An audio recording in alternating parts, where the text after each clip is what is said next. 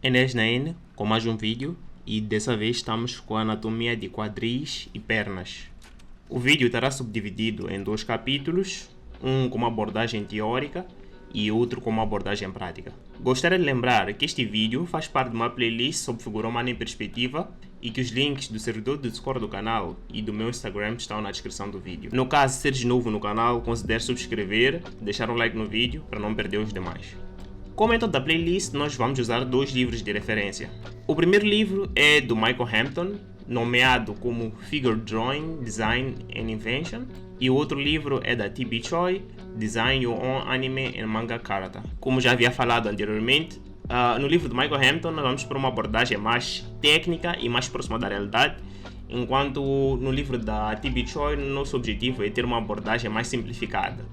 Antes de partir para o estudo da anatomia dos quadris e das pernas, nós precisamos entender quais são as estruturas onde esses músculos vão estar assentes. Nessa playlist eu já fiz um vídeo sobre como desenhar a pelvis em perspectiva. A pelvis serve como nosso ponto zero, nosso ponto de referência, para posicionar corretamente os músculos, tendo como referência seus pontos de origem e seus pontos de inserção, e também fazendo uma ponte para a estrutura óssea das pernas. Falo concretamente dos ossos dominantes, como o fêmur, a tíbia, a fíbula. Podem ver pela animação do fundo que nós temos aqui uma representação simples do que seria a nossa pelvis e a estrutura óssea. No livro do Michael Hampton, ele simplifica essas estruturas ósseas com cilindros.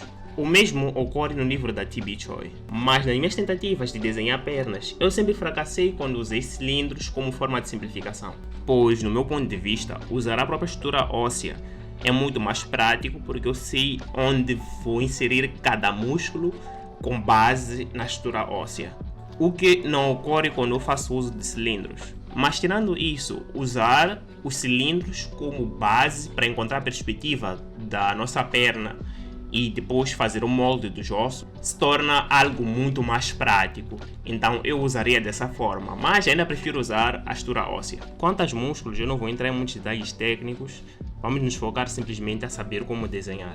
O primeiro em questão é o músculo do glúteo médio, que pode ser representado como um triângulo que tem um formato similar ao do deltoide. Em seguida temos o músculo do glúteo máximo, que tem um formato similar a de uma borboleta, com ponto de origem na região pélvica, com ponto de inserção no fêmur. Em seguida temos esse músculo da coxa, que tem seu ponto de origem na região do início do osso do fêmur e tem seu ponto de inserção no início da tíbia.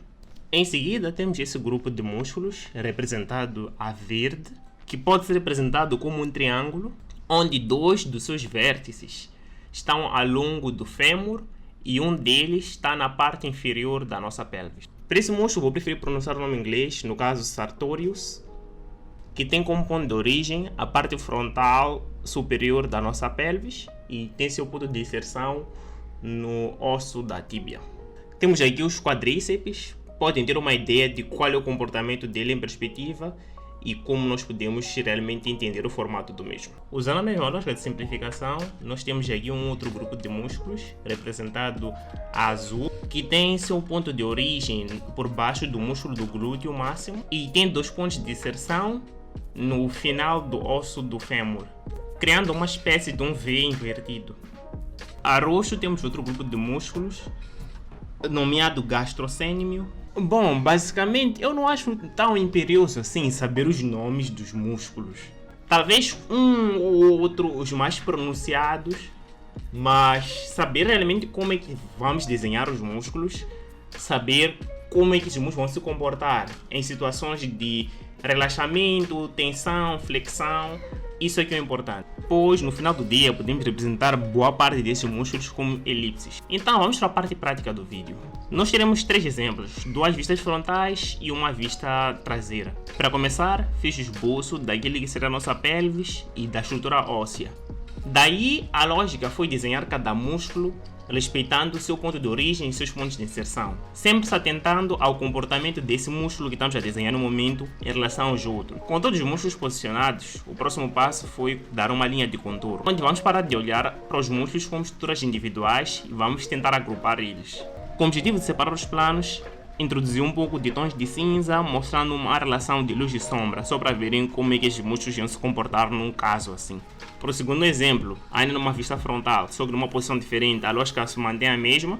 Comecei fazendo esboço da pelvis, depois fiz a estrutura óssea, comecei a posicionar os músculos individualmente e com a adição de mais músculos conseguimos visualizar o desenho final. Daí isto foi uma questão de adicionar o contorno e uma relação de luz e sombra. Para o último exemplo, já que tínhamos duas vistas frontais, resolvi fazer uma vista de trás, que era para mostrar como é que isso vai se comportar no desenho.